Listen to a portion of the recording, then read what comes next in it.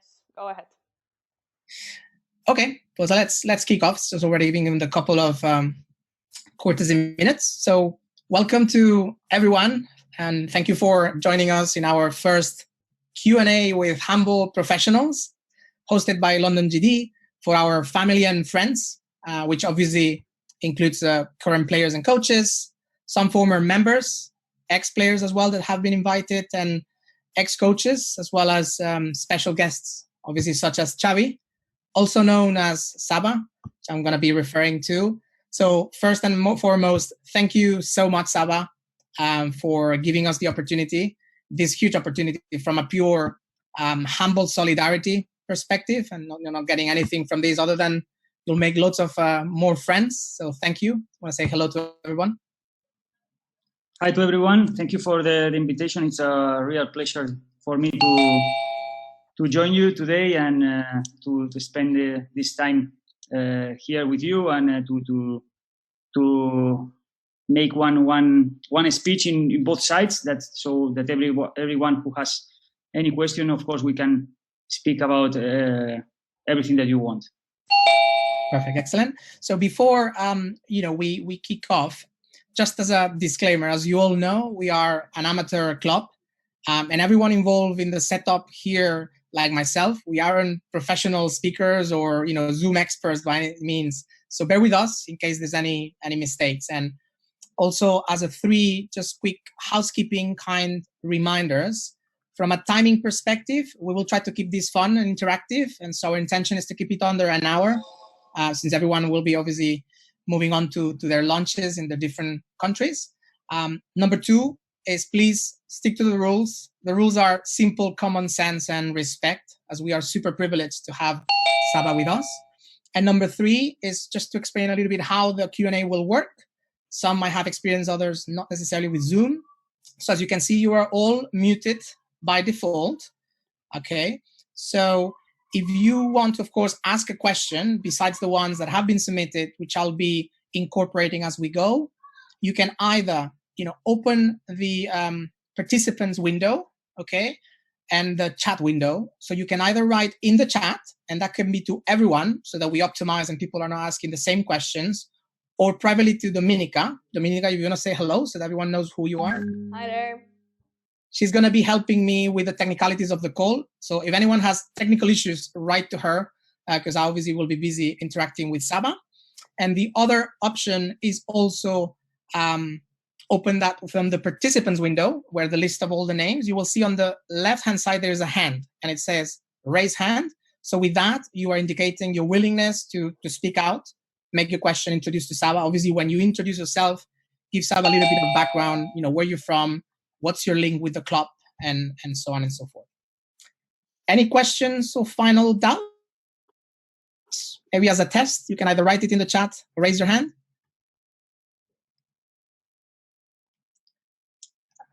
I say hi to my dad as well. He's joining us from Spain. So he's one of the family and friends. So let's kick it off with the first special guest. And actually, before that, I'll give you the story, the context, right? So Saba and I, we both are from Barcelona, as you may know. And we played together, luckily as well, in the Barcelona Youth Academy. So we spent quite a few years in the same team, doing all the, on and off the court activities and travels throughout Spain. So obviously we're very good friends and we kept in touch. He knew that I was in London, thought he was interesting. He never heard of handball being played in here. And so back in 2011, if you've seen throughout his career, he had a transition year between Antequera and his then next club at Vesprem. So Saba, at that point, I suggested, he asked, listen, would you be okay if I come? I said, by all means, it would be great to have your visit. I think many of the team will appreciate having a more professional view and some ideas. At that time, we had Philippe, a French coach, who actually was a former goalkeeper like Saba himself. So that was quite interesting. And at that time, we also had another special guest, which is Iñaki, who's here with us. Iñaki's background, for the ones that don't know him, he's been at also professional clubs in the Spanish first division, such as Aranda del Duero, Anaitasuna, and also the Chilean national team. So I'll kick it off with his question. And Iñaki, I'm going to do it for you in English, since I know you may want to say a quick hello to Saba as well. If you unmute Dominica, Iñaki. En inglés, ya sabes que yo... Yo lo hago por ti, pero si quieres Vale. saludar. A ver, me gustaría, bueno, gracias por la invitación a todos, sí, la verdad que es un placer estar aquí con vosotros. Tengo muy buenos recuerdos de cuando estuve allí en 2012, sí, en el club, sí, y bueno, y hacéis una labor en favor del balonmano allí extraordinaria. Entonces, bueno, me gustaría preguntarle a Saba si cuando estábamos allí en 2012, que estábamos en los hostels, si él pensaba que iba a llegar a ser un entrenador profesional de un equipo de élite, ¿no? Si él pensaba de superélite, si él pensaba que iba a jugar una Final Four como entrenador. Esa sería la pregunta. For everybody's benefit, obviously Iñaki has thanked everyone, and especially Saba. He remembers with fond memories the time he spent here as well, and he would like to know from Saba if at that time he was imagining himself becoming, a coach of a super elite club such as Vesprem or now Wisła. Saba? Yes. Hi, Iñaki. First of all, I remember very good this visit to London. It was great. It was around 10 days, fantastic.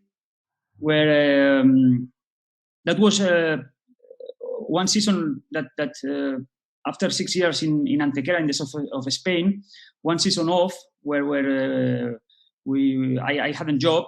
So I was during this year trying to improve, to learn, visiting friends, to see how they make the trainings, how I can catch new things, new ideas. And one of the visits was to London.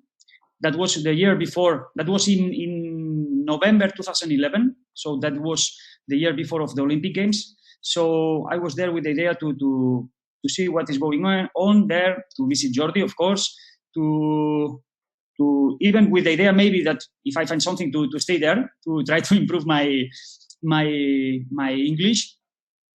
And I met there Iñaki, I remember, and it was very curious because it was very intensive 10 days where, like Iñaki said, so I was in Jordi's house, but Iñaki was in hostel, so every day we met there in the hostel, so it was great experience to see the reality there in London from a lot of people.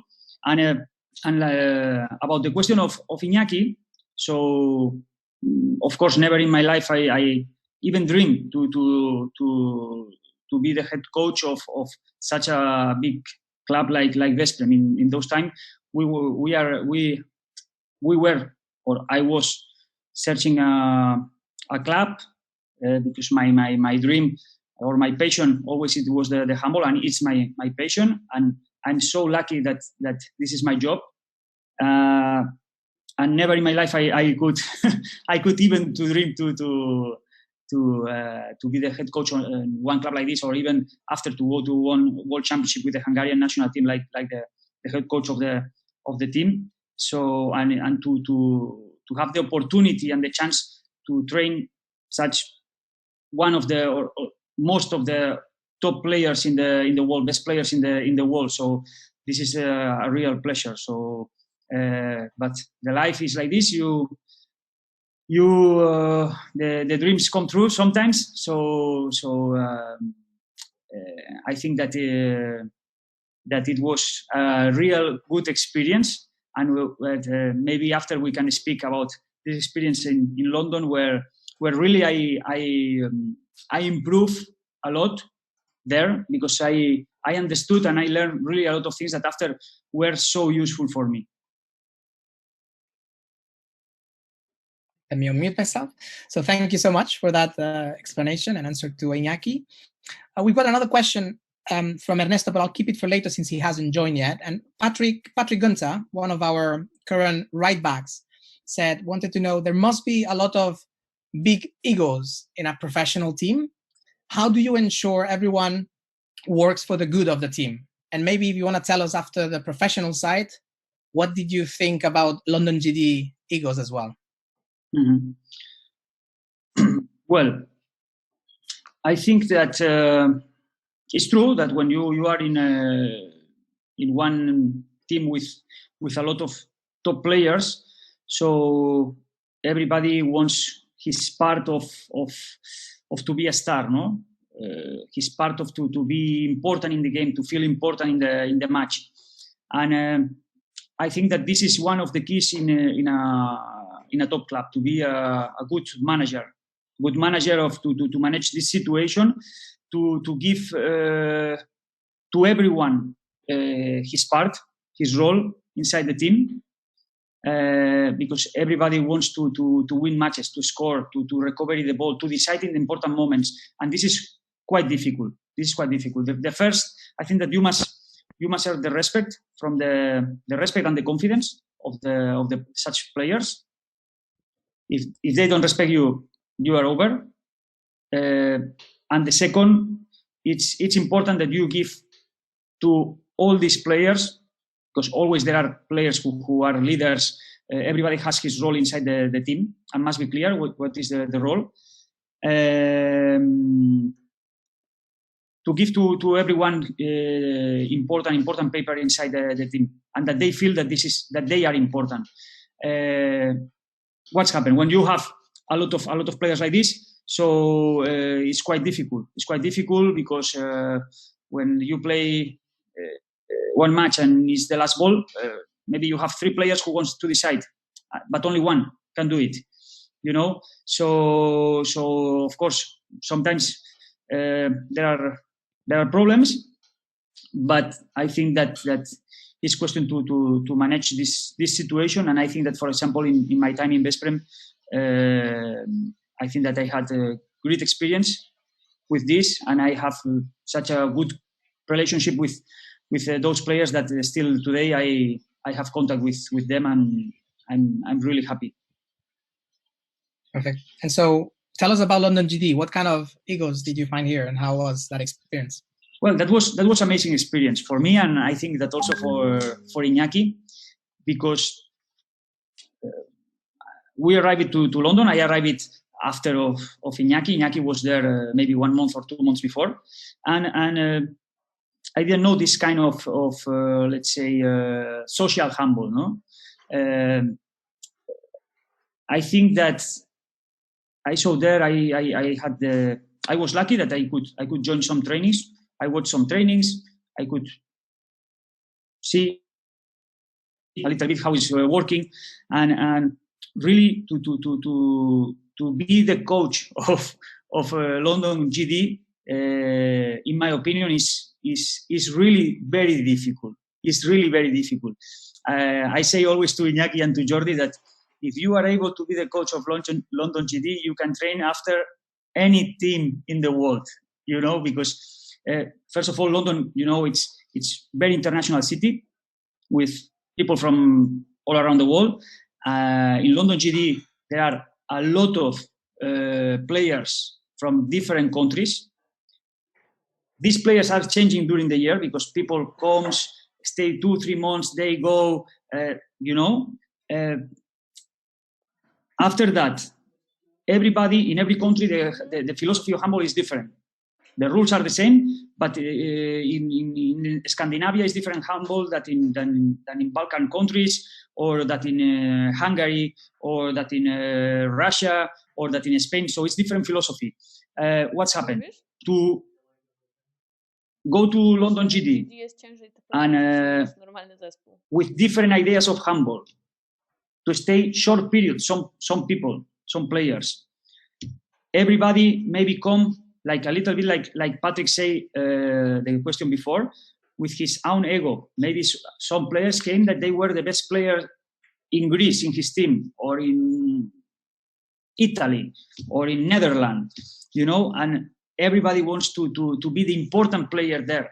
So to put order there, especially when it's one amateur club, like you said. So this is quite difficult. This is really, really very difficult. So to have the experience to see in life all the problems that it was there, and how to try to solve, even I was so lucky to join some meeting to try to clarify how we must play, in which way, because this that I say that everybody has his own idea of handball. So it was really, really very nice experience where I was impressed and where really for me it's amazing how the coach of London GD can manage or try to manage this situation. And it's clear that after that I was thinking that okay, if you are able to manage this situation, you are able to train absolutely in this way, the management way, any team in the world. So thanks to us, you made it to Veszprém, yeah? Of course. I'll put, maybe you don't mind, Zoran, since you are our current coach, would you mind taking this opportunity? Maybe I think you had a question as well from the registration. If you want to, say hello, introduce yourself. Yeah, as I said, hello to everyone and hi to Xavi. I did not put any questions when I was registering. I was thinking to put them on the end, seeing first what the players gonna have to ask. I can add up on this one what Xavi just said, that he's absolutely right. And like someone who is in an amateur club but finished the school as a professional coach, because I'm coming from Balkan background, from Serbia, but I played in Hungary for 6 years in a big Szeged. So I just wanted to maybe ask the question and use the opportunity now if you can tell us about time when you was in Veszprém. Because as I said, I've been in a big Szeged for 5 years and I know what kind of pressure players and coaches going through in that country playing for those two clubs, where the expectations are always really, really high, not just in a country, but in Europe as well. How do you manage the pressure as a coach, and how did you manage and help the players manage that pressure as well? Because in a GD, even though we are amateur clubs, winning the games every time is just normal expectation, and everything apart from that is counted as not successful a game. So if you can explain, and maybe players can understand how to manage that pressure a little bit better. Thank you. Okay, thanks for the question, Zoran. Well, like you said, so Veszprém is maybe the biggest team sport club in all Hungary. This is a small country, 10 million persons, where handball and maybe water polo are the most famous team sports, or the most successful. Maybe football is the most famous, but the most successful team sports are handball and water polo. So, and Veszprém is the most successful team sport club. That I think is that the pressure it depends of every person. If you want to have pressure, you will have pressure. If you don't want to have this big pressure, you will not have it. No, it's clear that the pressure exists because in this kind of clubs, the top clubs, nothing is enough. You must win always, even in the preparation matches. So if you win, for example, 10 goals, always will be that the rival is not enough good. If you win 2 goals, is that you didn't play good. So usually nothing is enough, no? But you must accept, because this is like this. I was lucky because I was 5 years in Veszprém, and my first 3 years I was assistant coach. So I knew how. I had these periods to learn how is working the club, the philosophy of the club. I had 3 years because it's not the same to be the assistant coach than the head coach. To learn the Hungarian culture, to learn the language, to learn how it's working the things. No, that I think that this is a very important thing. When I became head coach, it was from one day to another. So I didn't expect to stay there 2 years, because in the beginning I was thinking that it was 1-2 matches and after I will go. I think that of course there are pressure, because the media, it's all the day talking, about handball. If you win, if you lose, You must qualify for Final Four. You must win to Szeged always. There are this big derby, this rivalry, and Szeged every season it was better and better because they were making very good things. They were working very good. So, but at the end, I have clear one thing that I try always to give my best, to try to achieve the goals. If we don't achieve, okay, I did my best. So I will not regret never to myself. I will not say nothing to myself that, okay, I could make something else. So I give my best, sometimes good, sometimes with mistakes, of course. But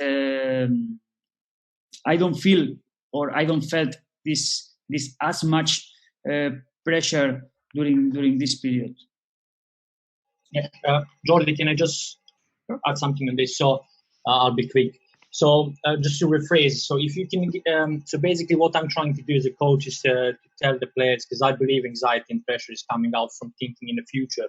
What if we, or if I don't perform, or if I miss the shot or something, to trying to keep them in a presence, and that should help.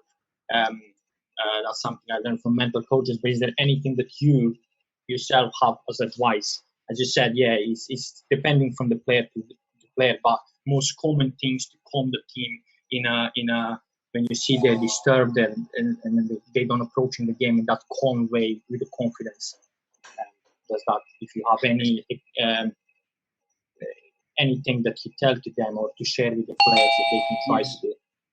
Thanks. Thank you for your answer. Thanks. This is very good question, no? Because I say always to my players one thing, that is that they will make mistakes for sure, 100%. So if Michael Jordan, Messi, Cristiano Ronaldo, they make mistakes, we will make mistakes. This is like this. The best players, they make mistakes. The humans, we make mistakes. So it's absolutely impossible in one match to play perfect without any mistake, because one match, it's around 45 attacks per team. So you have 45 attacks, 45 defense. So it's 90 actions. So in 90 actions, for sure, you will make some mistakes. For sure, 100%. So the mistake is part of the game. So you know that you will make mistakes. So you must forget it. The most important always is the next situation. Because if not, you will make the mistake that you did plus next one. So this is 2 mistakes. So listen, if you make mistake, okay, don't worry. Next one. And if you make 5 mistakes, okay, don't worry. The change will change you then. Okay, but this is like this. So the mistake is part of the process to learn. The mistake is necessary to improve, for sure.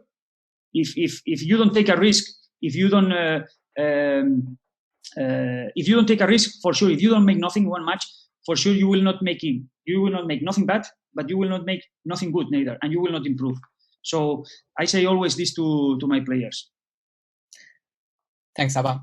I mean, we're talking about mistakes and situations that need to be accepted. Not that I want to make it too controversial. Maybe people were wondering, but we spoke about this, and I think you've spoken with many people.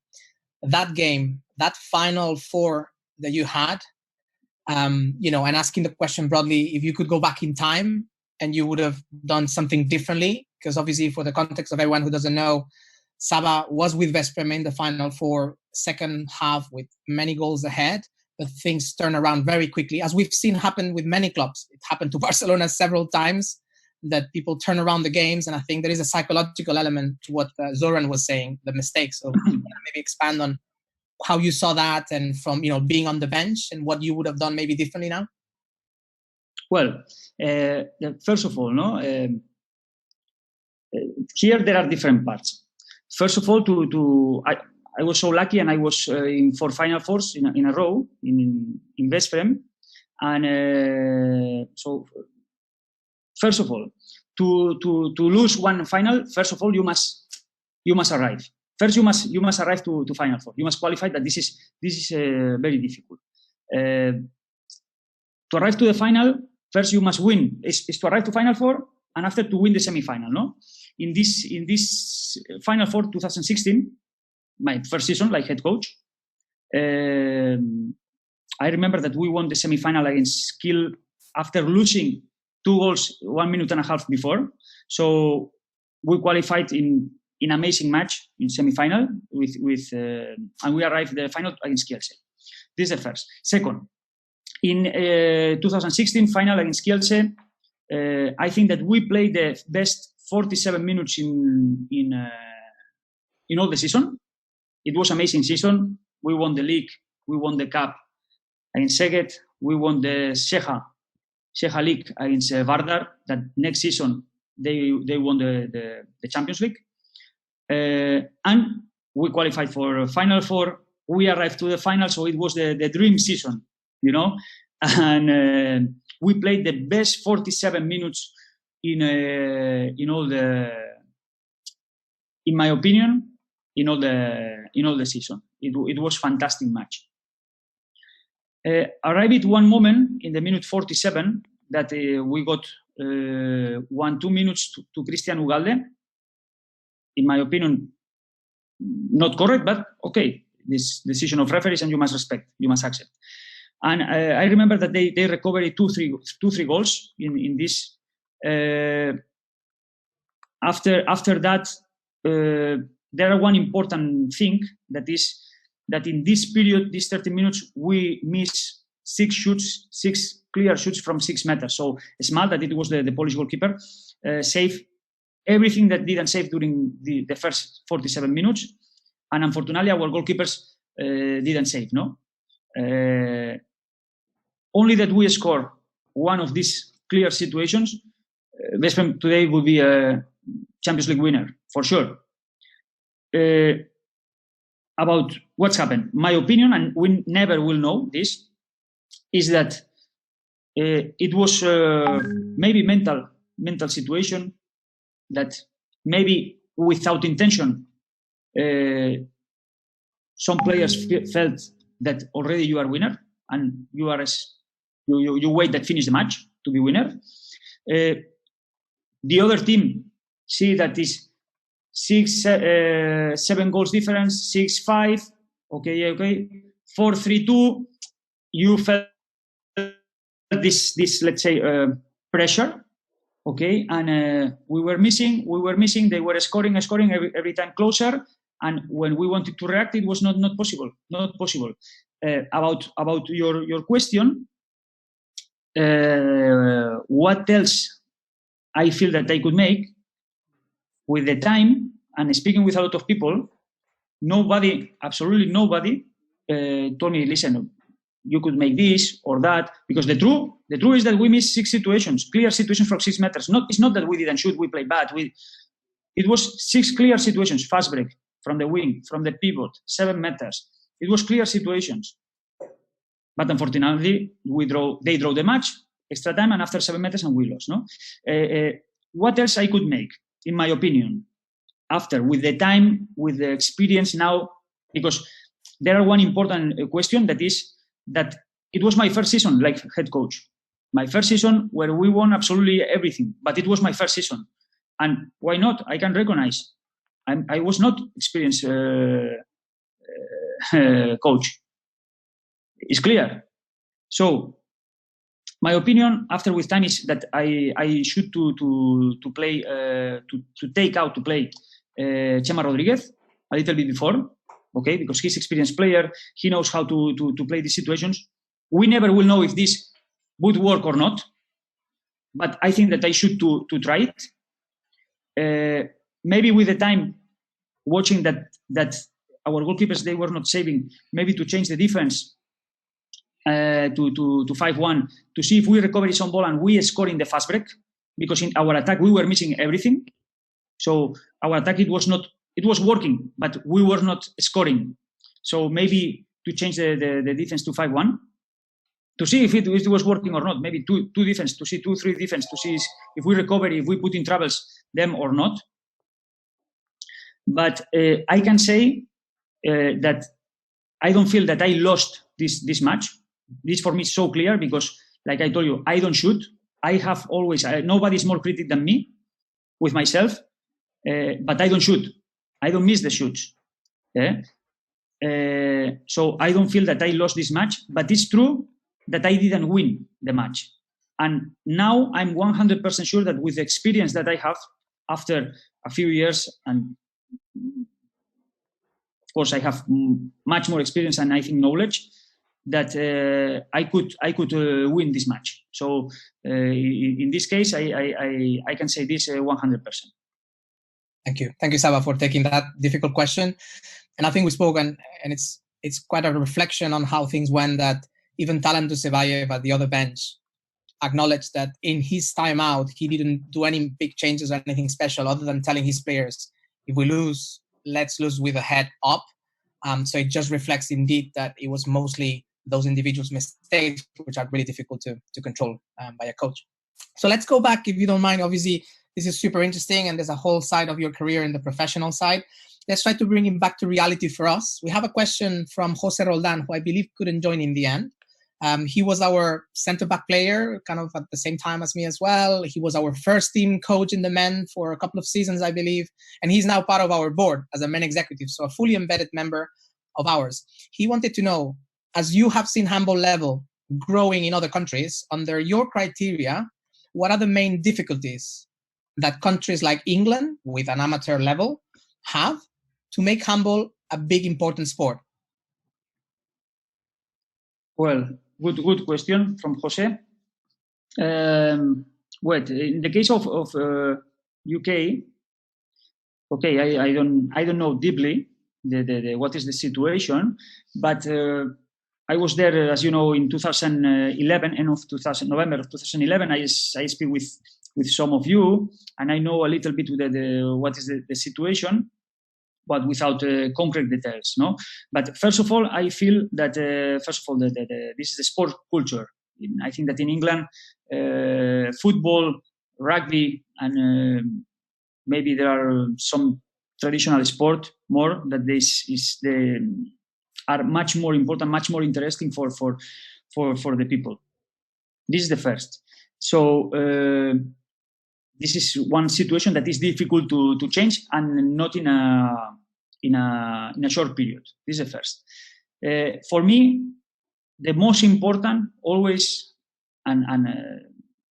is the future, and they are the future. Is the young people, the people the students that are in the school. If my opinion, to increase the level or the interest of handball in England, for me, in my opinion, the most important is to increase the number of people who practice handball in England. And how you can make this in the schools, to introducing the handball in the schools, creating leagues with every time more number of players, boys and girls, because at the end, these are not only players. In the future, they will be supporters, fans, sponsors. So, but this is, of course, this is not one work of 2 years or 3 years. This is maybe one project of 10 years, and for sure will be better, but I'm not 100% sure that this will be enough to attract the attention of British citizens to handball, no? Because it's one sport that is not traditional sport in that country. But for sure, I think that you should to try to increase the number of players, the young players and to try to introduce the handball in the schools. That I don't know really if there are this project or not. But I'm sure that the people who is there taking care about this, for sure they know what they are making, and I suppose that they are making a good job. Yeah, there's no doubt, and thank you for that. I think England Handball has done a pretty good job in increasing the participation. I think their focus was on grassroots. We sometimes complain a bit because we're at the top and within England, and we like also focus at the top, but clearly the pyramid makes sense to work on foundation. And in that sense, let me ask a question from one of our juniors who's kindly joined us today, Elroy White. Since you talk about the importance of developing youth, he would like to know if you can give him some advice on what techniques should he work on to improve generally skills and in particular shooting in handball. Okay, good.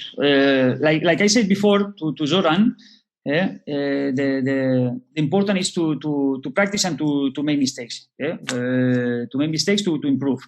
To improve the shoot. So practice more. So what is the situation? Like you said, is amateur sport.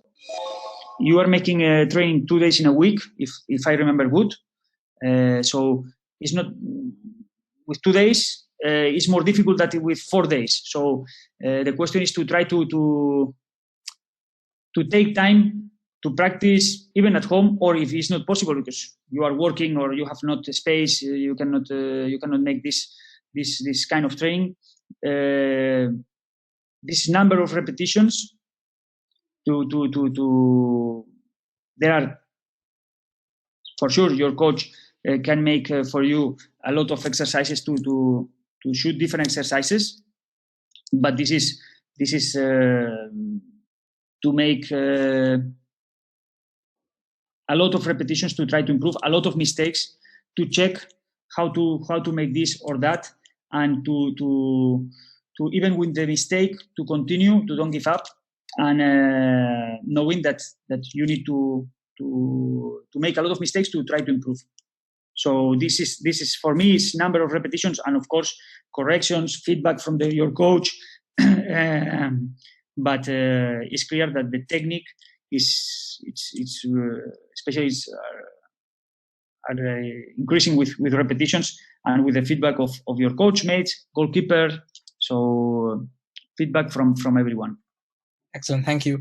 I think this links pretty well with Theo's question. I think we've got Theo in the line. I don't know if you want to say quickly hello and maybe raise your particular question around the goalkeepers, how to be helped on that sense.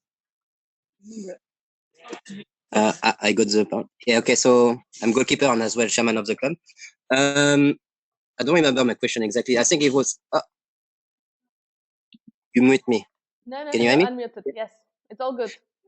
Yeah, I think my question was more to work on the link between the goalkeeper and the players during a training, because we are amateur and we have only 2 trainings a week, and we don't have especially enough time to work on this connection, and I want some advice on how to improve this link between the players and the keepers. Okay, hi Theo. Thanks for the question. Look, I understand exactly this situation because what's happened. You make a training 2 days in a week. Your coach has, I don't know, 15, 20 players in the training, and maybe he's alone, and he must prioritize the work and that. No, first of all, my opinion. My opinion is 2 things. I tell you my opinion like coach. Every coach is absolutely different. But for me, the goalkeeper is the most important player in the court. So if he's the most important player in the court, I must work with him with this logic. I must work with him part of the time. I must dedicate to him of the training. For sure, because I cannot ask to him after to save some balls when I'm not working nothing with him. If for me it's the most important, I must dedicate part of the training time of the week to the goalkeeper. This is first. Second, what's happened? That is true that is not enough this time sometimes. So we must continue working. What's happened? So we are lucky and we have one goalkeeper coach so that he can work with the goalkeepers while we are working the other side with players, no? Or something like that. So you don't have this situation because you have one coach, you don't have a goalkeeper coach. Solution, because I think that always you must find solutions. So listen, you must or your coach can make some exercises to work with you and you make it alone while he's working. So you must be your own goalkeeper coach, you know. This is one. Or the other is that if it's not the case, that you try to find this kind of the exercises that you think that can be good for you. But I'm sure that if you talk with your coach, I'm sure that he will help you to speak with him to agree which kind of exercises you can make while, for example, you are not working with the team. I mean, if there are another goalkeeper who is in the goal working, the other goalkeeper is resting to don't stay on the bench, because if not, of this hour and a half that you are making training, at the end, the real time that you are making training, that you are in the goal, maybe will be 25 minutes. So, and maybe this is not enough. You must increase the training time. So how? The resting time is work time. So if you work 10 minutes more or 15 minutes more, will be not 25 minutes real time of training, will be 40 minutes, 45 minutes. Thank you, Saba.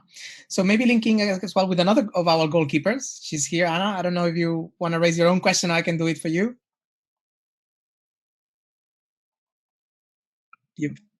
Well, I will take a little bit the question what I wanted to ask. I would like, first of all, probably, how do you motivate your team, like your players currently, to work while it's Corona, to keep it fit, while you don't have actually practices? Okay. Anna, it was right? Yes. Okay, thanks, Anna. You mean the players, how we keep the players fit, or how I keep fit?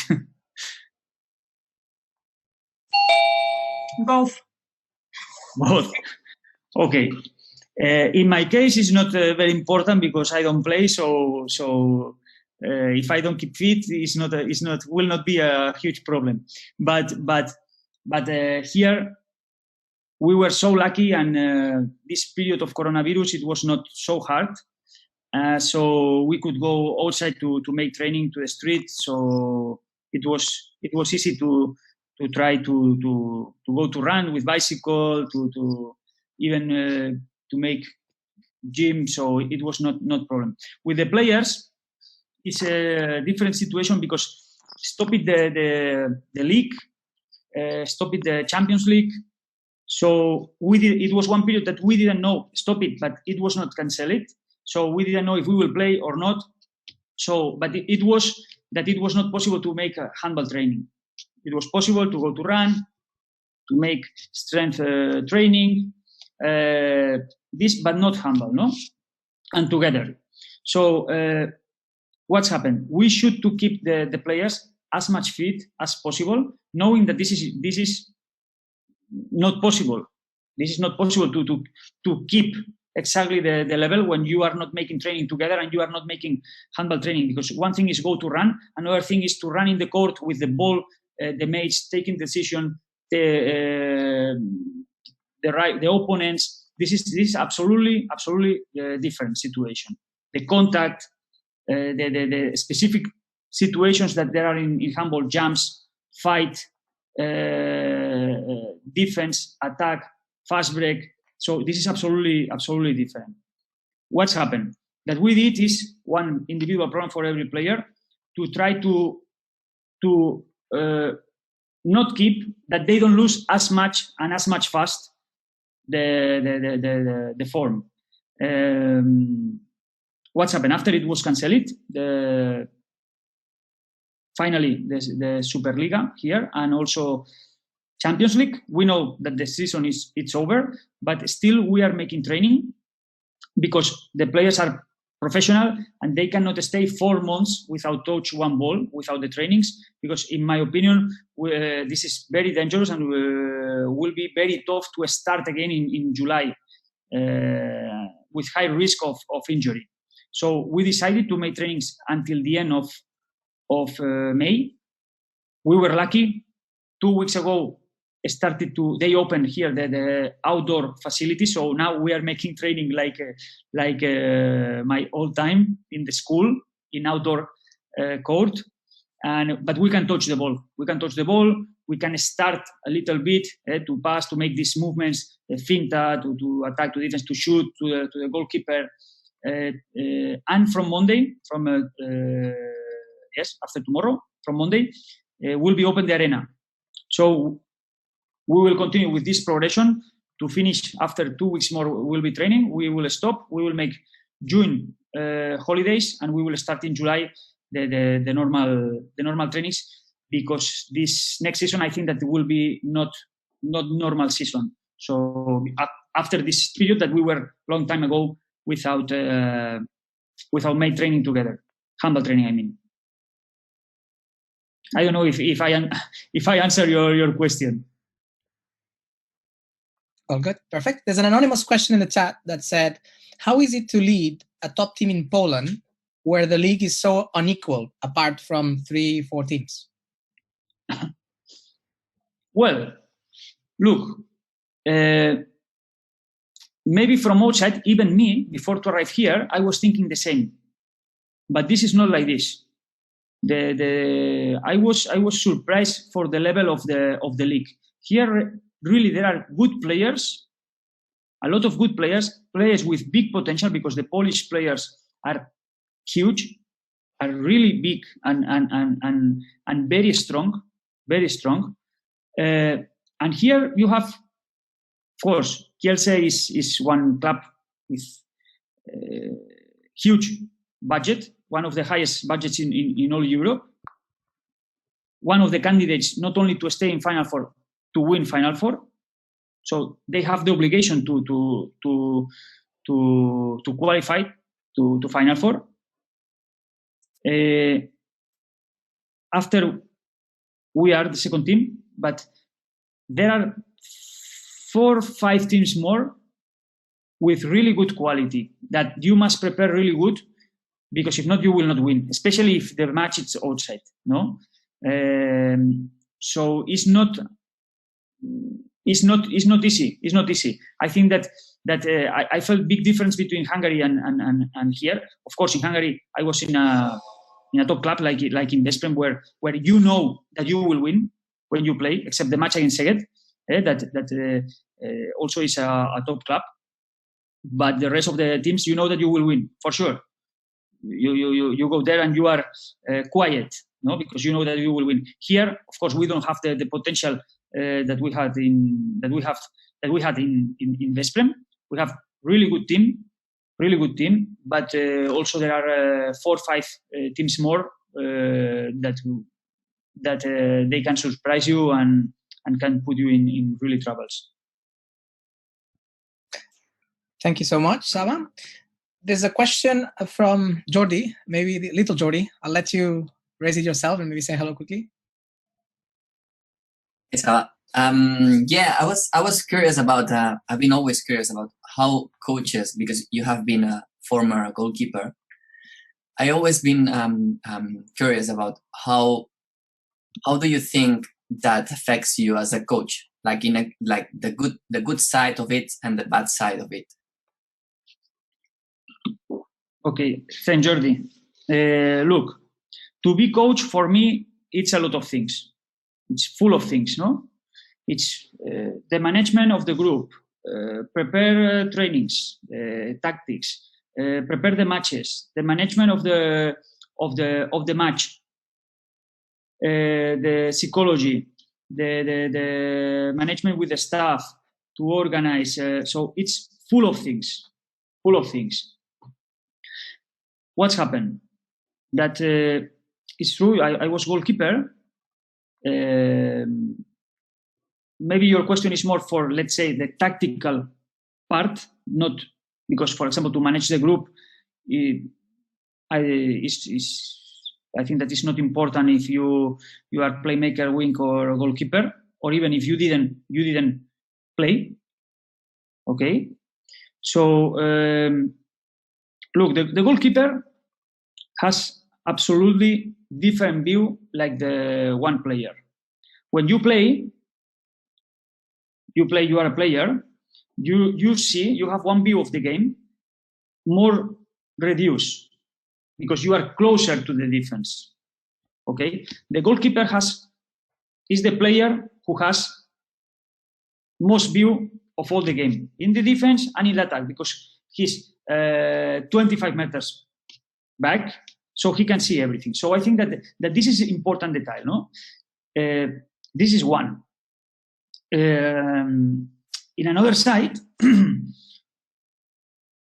there are, for example, I can put you some examples of top coaches that they were goalkeepers, no? For example, Xavi Pascual from Barcelona, goalkeeper. Pastor, goalkeeper.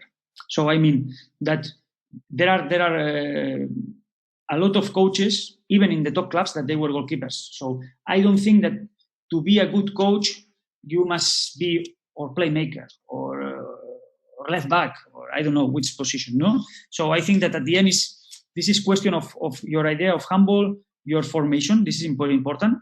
The experience that you had before, like player, also is important. But even like I told you, for example, there are two examples like that they were not top players, like Pastor. It was not a top player and he's a great coach. Xavi Pascual, it was not a top goalkeeper, but he's a great coach. So Mourinho, I don't know if he played football or not, but I think you can like more or you can like less. But I think that nobody can say that he's a bad coach.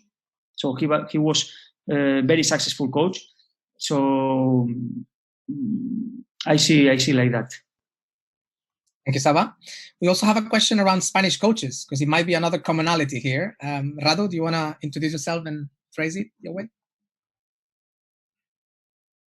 You can Hi, Saba. Radu? Hi, Saba. Nice to see you again. My question is,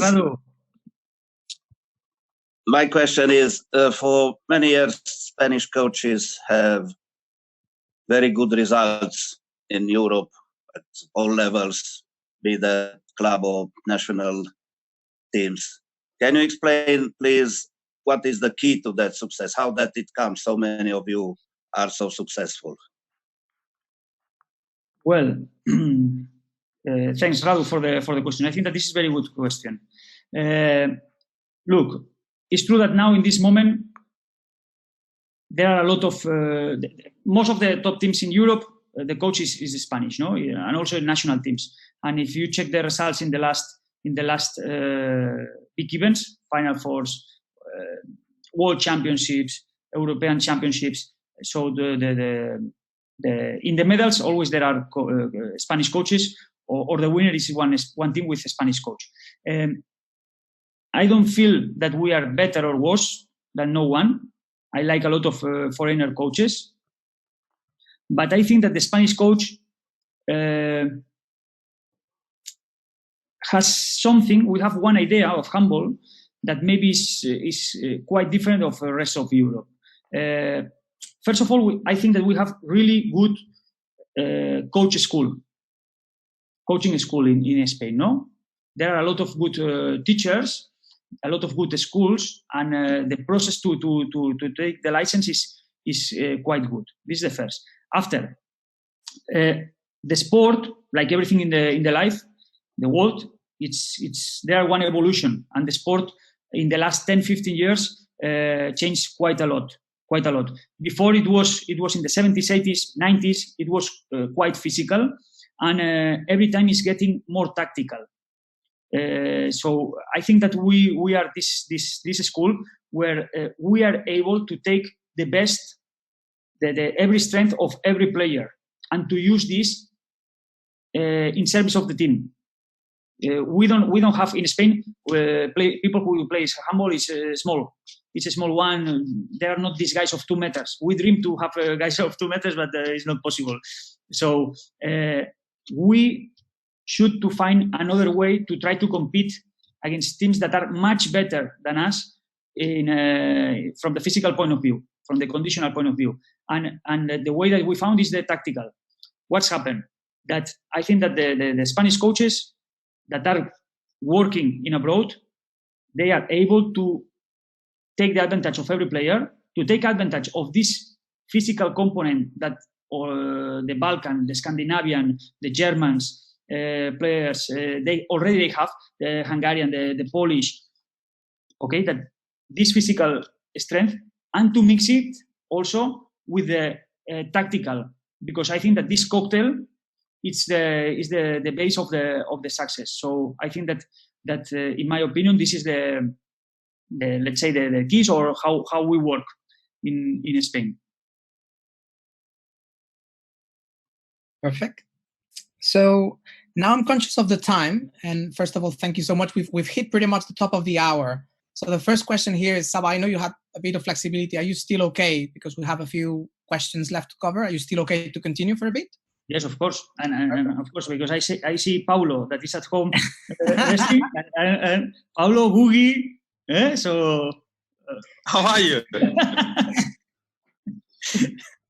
So, at this point as well, for everybody else, for the audience, if someone had to go because they counted on an hour, of course, feel free to leave now. But if you want to stay, you're obviously more than welcome.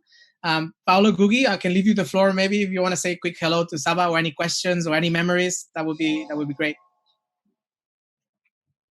Hello, Saba. Who is hello, how are you? Paulo is talking? Yes, I'm talking. Paulo.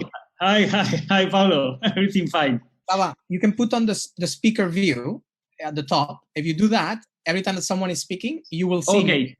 And this is much easier. So, Paulo, now you can speak and he will see you big, like Cobra.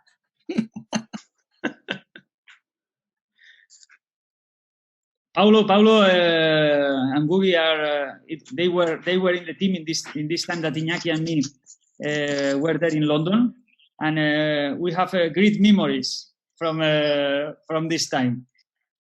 That really shows how old we are, you know. But we're still young. So let me. Go on. It's great to see that you managed to come and share some ideas with us. Really appreciate it. And from my point of view, I'm really following you all the time. You know, I'll keep bothering Saba with text messages when he wins and when he loses. And I've seen your outcome this season, and I don't believe it's really a fair one. I don't know I don't know if you guys, because I've joined a bit later. I'm not sure if you guys touched this subject or not, about how your season finished in Poland this year. Mm-hmm. What do you think? Well, good. Here to explain a little bit fast the situation. The situation it was that with this situation of coronavirus, the league it was cancelled. Okay, this season we were drawing in points with Kielce. We won at home 1 goal. They beat us outside, I think, 8 goals. So they had the goal difference, the goal average better for them. Okay, but we were drawing, and just they play between week Tuesday, Wednesday. They play the 1 match more than us. Here the victories are like football, 3 points. And it was cancelled. Next day that they play, and 12 days after the league decided to finish the league and to give champions to them. No, in our opinion, I think that was not correct. We were not agree with this decision because, first of all, they count the last match, so they play 1 more match. So it was finished like they have 3 points more, but it was technical draw. Second, here in Poland there are playoffs, so it's regular season and after playoffs. We didn't finish still the regular season. It was left 2 matches. So, and I think that we are the only league in all Europe with playoff that the league declare 1 winner. It was not another league in all Europe like this. But what we can do, no? I think that it was not fair. Absolutely not agree with this decision. We know that Kielce is better team than us. They have much more budget than us, but we want to win or to lose in the court if it's possible. We thought that to take this decision 12 days after, just 12 days after that stopped the league, it was so fast because maybe could be different situation in 3-4 weeks. In this time could be this situation, and now it's clear with the time that it was not possible. It was not possible. Even then now, for example, like I say, from Monday are open the facilities, okay, the arenas. So maybe could be finish the league or to change or not. But this is the decision, of course, of Superliga. It was like this. We must accept. But also, I think that we have the right to say that in our opinion, it was not fair. I hope you guys get that wild card for the Champions League. Let's see. Thank you very much. We hope also. Perfect. We have an interesting question from Vivian, who is from Szeged in Hungary. She wants to say hi, and I'll phrase it for her, if that's okay. She's waving. So basically, she wants to know, is it hard, Saba, to put personal preferences and friendships away during trainings and games when you don't like someone as a person, but they are good players? Szia, Vivi. Jó kérdés. Szia. Okay. Szia. Okay, so, well, thanks for the question, Vivi. Look, I think that this is question of I think that one coach always want the best for the team. What's happened? If you want the best, I think you must take the decisions that you think that are the best for the team, and you must take out the personal things, the personal decisions. Sometimes you must take difficult decisions in a personal way, but that these decisions are the best for the team. And I think that this is one of the difficult parts to be a coach. No, the players, usually most of the players, they take care of themselves, and every player is one. You know what is better for them. If I play this because this is good for me, because like this I score goal or I make this. The coach, I think that the view of the coach is different. Is to try to take the best of everyone for the benefit of the team. So what's happened? That how can I explain you? A lot of times you must take decisions that maybe are not good for the person, but that you think that is the best for the team. So, for example, it was one example. No, I had one very difficult situation with the Hungarian national team with Ivanchik Gergő. Ivanchik Gergő, it's one legend in Hungary, left wing, very nice person, great player.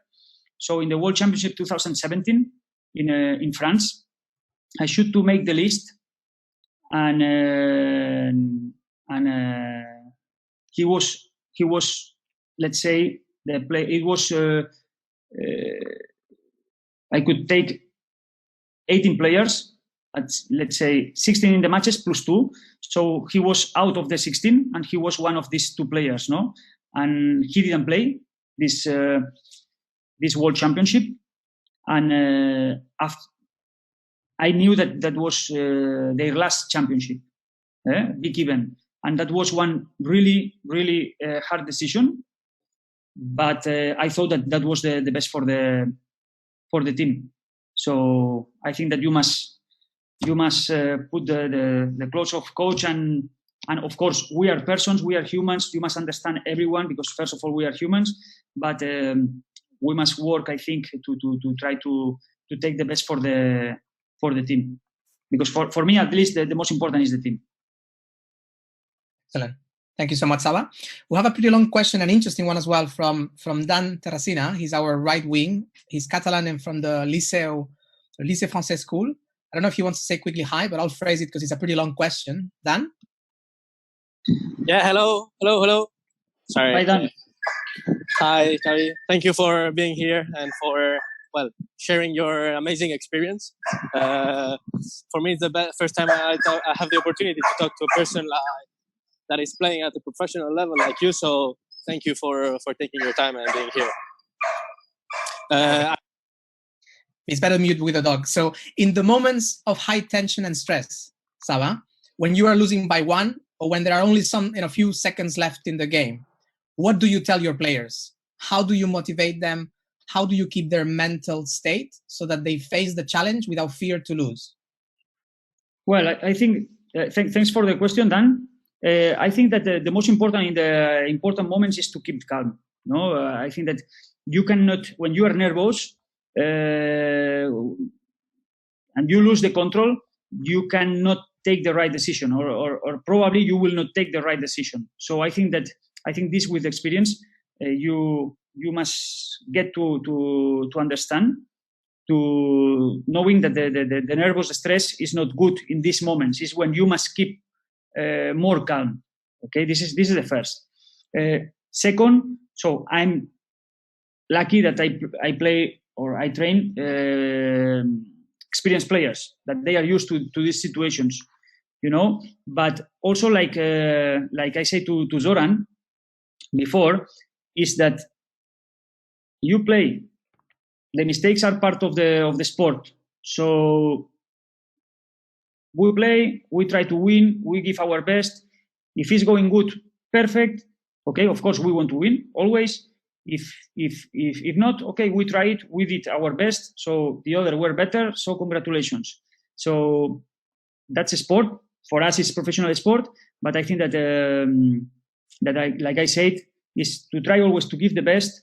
To try to play as we agree, as better as is possible.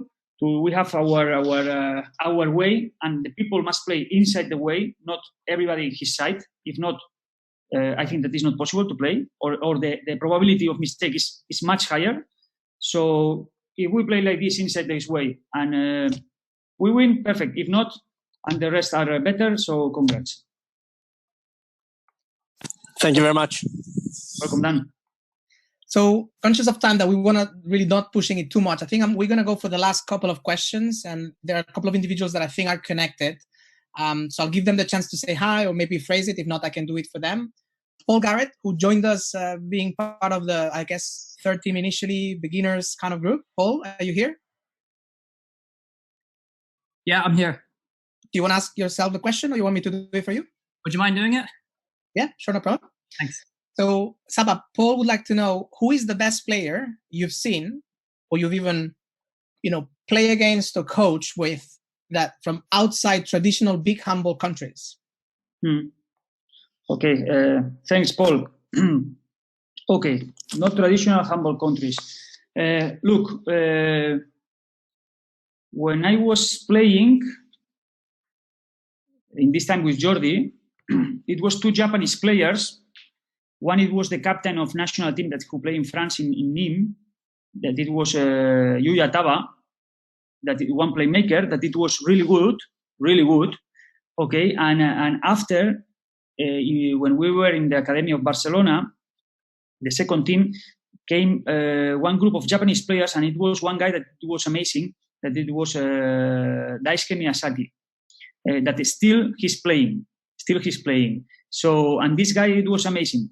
I think even this TV program, Ninja Warrior, I think he was a winner of this in Japan, winner. So he became so famous there in Japan. So, but this guy, it was amazing how he jumped, how he shoot, how fast he was, which finta. After he played in Alcobendas in Asobal, so it was amazing player. And after coaching, so I was lucky that I was in teams where it was always really good players, and it was not the situation that it was in or in Veszprém or here, or players from countries that are not traditional. That is not traditional handball. But I remember, for example, that we play against Netherlands with national team, with Hungarian national team, one qualification for the Euro 2018 of Croatia. And they had one really good playmaker, Staines, that he's playing in Toulouse now, and he's playing really good. Small one, I don't know, 175 maybe. But this guy play amazing handball, really. And Netherlands is growing a lot, the handball. Of course, in ladies, in women, they are a top team in Europe, and in men they are growing. Still, they are not in the, let's say, in a top level, but they are growing, and I feel that they are making a really good job.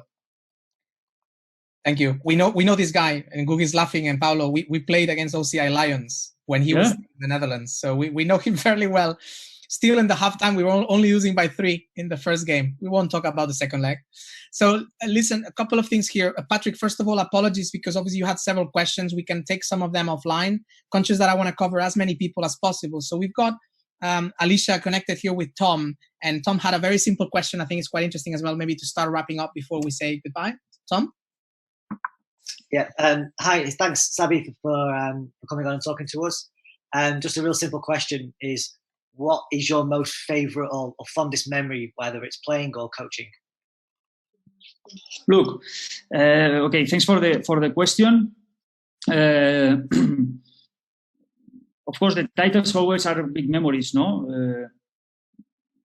The Hungarian leagues, the cups, the Ceja, the qualification for Final Four. Unfortunately, we didn't win, or I didn't win Final Four. Okay, but for me, there are three things that I remember a lot. First of all, my first match in Veszprém against Celje, Champions League match, because for me it was amazing, because that was hard period after 1 year without club. It was 1 year before in Spain, 1 year without get the money because they didn't pay us. So it was hard moment, and to after this hard period to stay in Hungary in the Veszprém Arena with, in my opinion, the best atmosphere in all Europe with the best fans. It was amazing. It was amazing. Amazing feeling. That was the first thing. The second, I remember very good the World Championship 2017, the 8th final, that we won in that moment the Olympic champion Denmark. So, and we qualified against in quarterfinal against Norway. So this match that we won against Denmark, that was amazing. That was amazing feeling also. So it was very good feeling. I remember that just after the match, I got my phone and I had more than 500 messages in WhatsApp. So it was incredible. But for me, the best, without any question, and that I'm so proud and so happy, is when that I keep the relationship with a lot of players.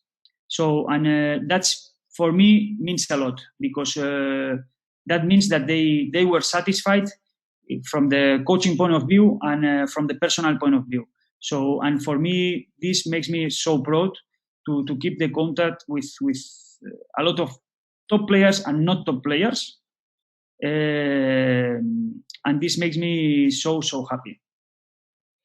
Excellent.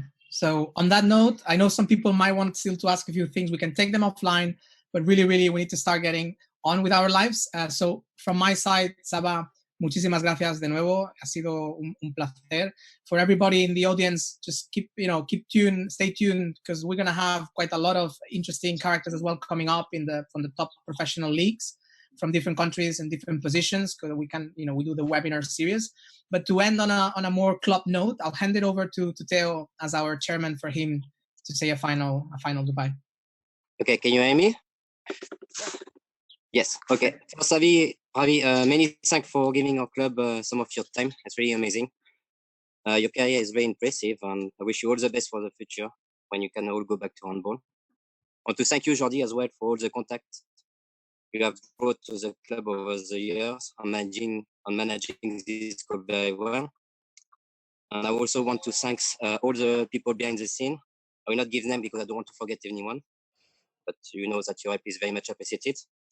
It's very good to see all the faces on this call, and also old faces. Radu and Paulo, just to mention some names. Don't tell my name, okay? Anyway, I hope everyone is staying safe during this difficult time, and hopefully before too long we'll go back to playing handball. That's it. Thank you. Thank you, everyone. See you soon.